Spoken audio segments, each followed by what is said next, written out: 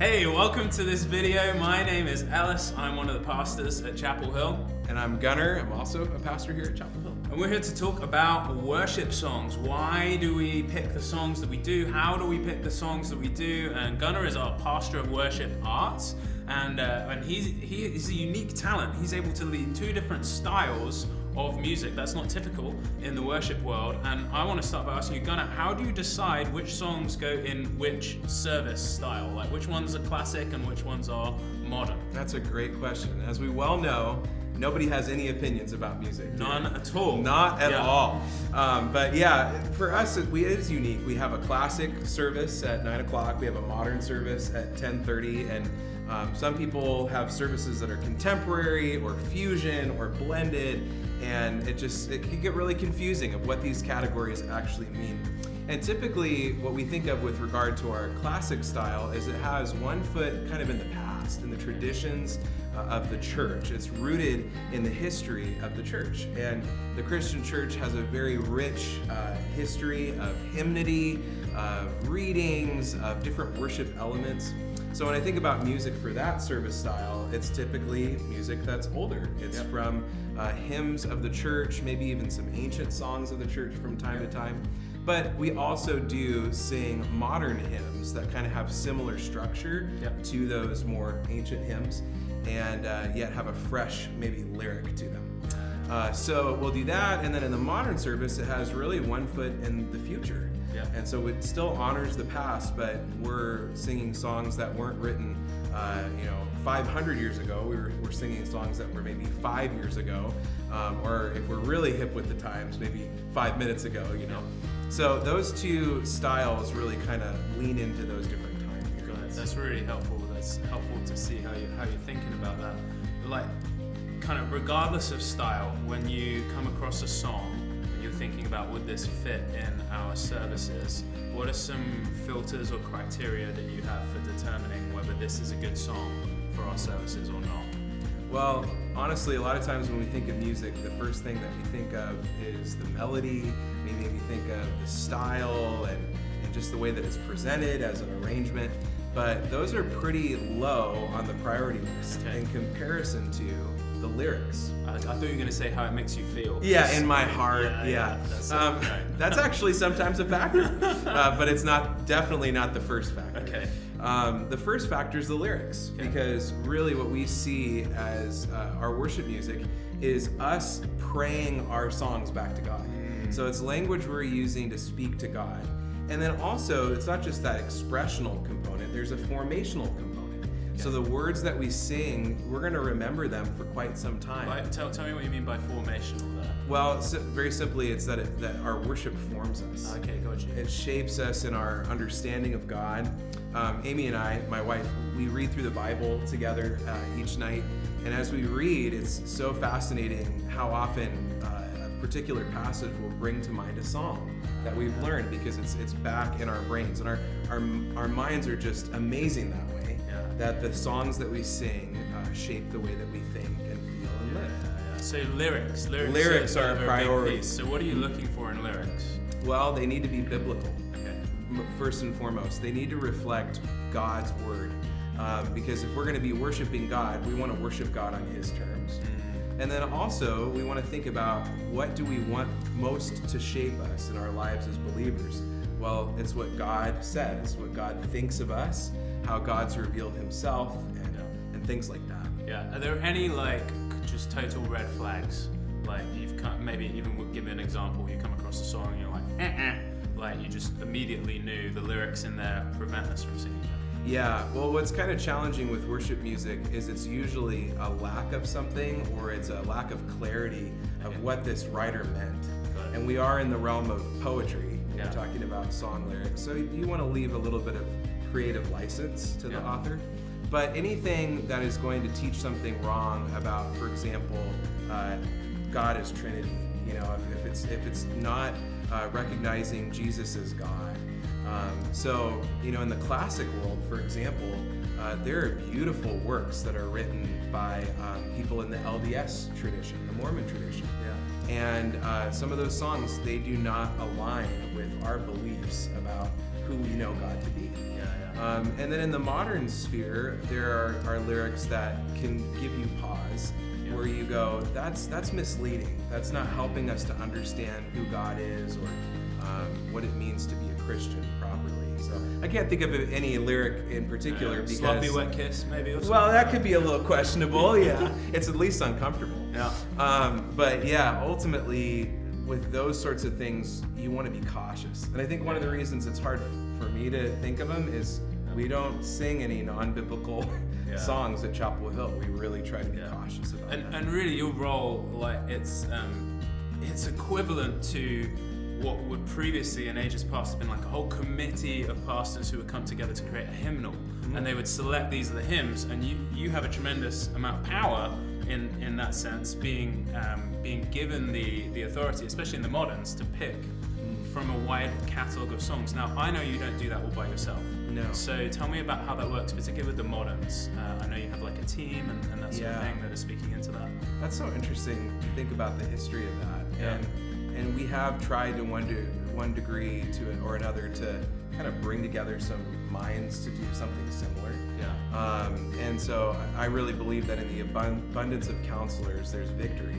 And so we want to bring in other input. So I've asked a handful of folks on our worship team from time to time to get together and just look through different songs.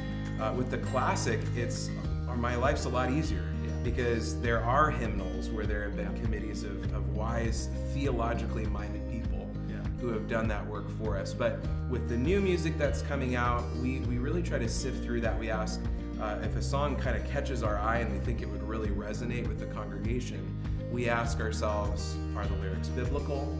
Are they clear? Are they going to help people in their understanding of God? Are they edifying, in other words? And then once we kind of get through that, we ask, is this going to work for our ensemble of musicians? There's just a lot of factors, and it's been a dynamic process at times where somebody's like, I love this song and I really want to do it. And sometimes that's me and I don't get my way because we've got a team of people who are thinking about this with wisdom. So come down from, like, we've kind of been talking about how we select the songs that are in our repertoire or our catalog. Talk to me, you're planning an individual week. How do you choose what songs go where? Like, I know in the moderns it's just like fast, slow, slow. That's how it works, right? Yeah, well, sometimes that it's a guideline. You know, some people have written about, and it's really cool actually, how in the church's history we've been able to break free from some previously existing boundaries. Just, you know, because tradition for the sake of tradition isn't helpful. Tradition for the sake of becoming more like Jesus, that can be helpful. So anyway, breaking free from some of those molds has allowed for greater creativity in church music. But yeah, when it comes to planning out a service of worship, we're really thinking about taking people on a journey with how they encounter God. And so yeah, the way that the tempos of the songs, the emotion of it, we do think about how that flow is going to work, how things are going to fit together. The ancient church thought about things like that as well. But really, primarily, we want to guide people on a journey of encountering the good news of Jesus. And so when you think about the gospel and we come into contact with a holy God who's just massive and perfect, and then we kind of come to recognize our sin and how far we are from God. And we confess that, we find Jesus at the cross, and we find forgiveness, and God reminds us, you're forgiven, you're my child. And then we give him thanks for that, and we then come before him and seek his face. So that progression of the gospel really influences the shape of the service. So that's the first thing, but I'd say the other thing is there's a driving theme of every service, and the driving theme of the service is the sermon. We believe that the preached word, we believe in the primacy of preaching.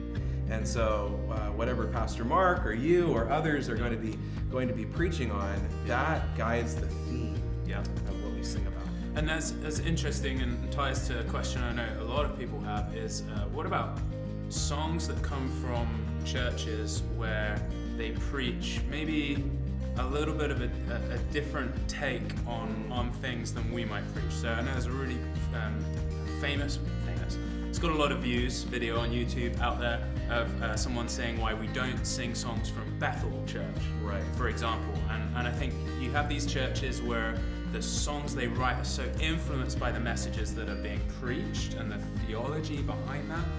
Why, what do you do when it comes to songs, say, from traditions that are a little different from ours and maybe emphasize different things in their theology? That's a great question. Well, you and I have led worship together, and I think back to when we introduced a song that we believe is biblical, but yeah, it doesn't emphasize the same things that we teach in our theology. And you and I have kind of gone and thought through that together and gone, why didn't that resonate? Yeah. Why weren't people getting into that or singing that or really engaged in that? And it's nothing on you all in the congregation. There's nothing wrong with you. It's just that it's not resonating with us on a heart level. Yeah. And I think really that's a big question mark is, well, should we continue to sing those songs? And so I try to keep a finger on the pulse. I ask you and others who are out in the pews, how did that resonate with you? Yeah. But then there's the other kind of pressing issue of, what if a song or a group, a ministry or a band, they're singing songs that don't align with our beliefs at Chapel Hill, maybe even on some more essential things. Now, not necessarily the songs, right? Because you've already talked about if the Yeah. song doesn't align, we'll kind of throw it out. But let's say it's a great song, the lyrics are all in line, but yet it's coming from a ministry that maybe there's some question marks about some either things they're teaching or ways they're behaving. Are you okay? Should we be okay singing those songs? Can we divorce the songs from the ministry? Are they a piece of art in and of themselves that can be divorced from the artists? Like the artiste. Yeah. What are your thoughts on that? And that's not just a modern thing, just to clarify. I mean, this has happened throughout history. We were just talking It Is Well as a famous hymn. It's written by someone who believed that everyone was going to be saved. Which is contrary to how we understand what the Bible teaches. So, how do you can you divorce a song from art from the artist? Is that possible? I think it is, Okay. for the most part. I think we have to be cognizant of that. Ironically, when you mention Bethel, for example, some people talk about Hillsong, some people talk about Elevation. Those are kind of the big three in modern worship. They're the ones producing a lot of content. And it's good. There's a lot of good music that they produce, but there have been controversies at those churches, or people have questioned what they teach. Yeah. So I can understand the issue. I would say though that you do want to primarily judge the art on the basis of those criteria we talked about. That's primarily. I think about, for example, in the Bible it says that we shouldn't forbid prophecy, we shouldn't forbid teaching, we shouldn't forbid these things, but test the spirits to determine whether they're not from God. And it says to cling to that which is good and to let go from which that is not. Yeah. So I think that should be the principle for pretty much everything. Yeah. Even some of the more stickler, what we might call nowadays heresy hunters, these folks that are just on the prowl looking for anything they could say, that's wrong, that's wrong, that's wrong. Yeah. Even some of them will admit, look, some of this art is just great and it can benefit us. I think the one caution I would put is, though, we try to not do a ton of music from those big three when we're looking for new songs, because I'm concerned about the monopoly. I want to hear from more of the church. Yeah. I want to hear more of the world's music of the church.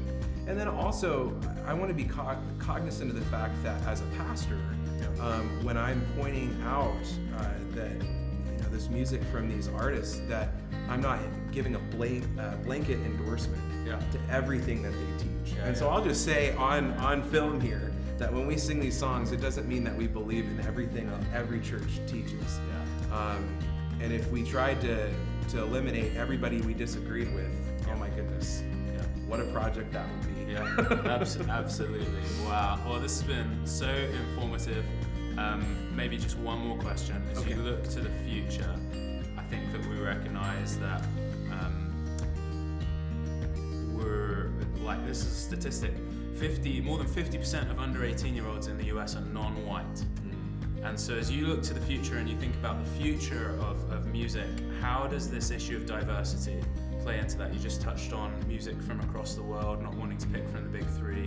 What are your thoughts as you look to the future in that regard? But what's been really neat is that a lot of churches are leaning into more cultures and more voices, and you see greater diversity on the teams of these ministries. Yeah. And I think that that's really impactful. We'd love to see more and more of that at Chapel Hill. We believe that diversity is near and dear to the heart of God. That Jesus died for every tribe, tongue, people, and nation, and He is pulling together people from all around the world and from various ethnic groups and cultural backgrounds. So anyway, all that to say, I do think that is the future. And I think that we will continue to just be open to God's leadership in that, open to how He's going to diversify our sound. And when we get to heaven, that's what it's going to be like. We're going to be hearing songs from all sorts of backgrounds, all sorts of time periods. So it's not going to be soft rock all day long in heaven. I sure hope not. I actually think that's the definition of hell, isn't it? No, I'm just kidding.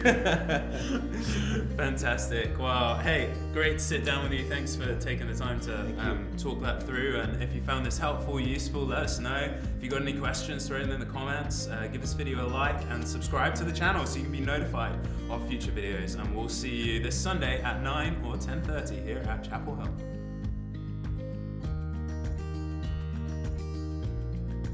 It's great.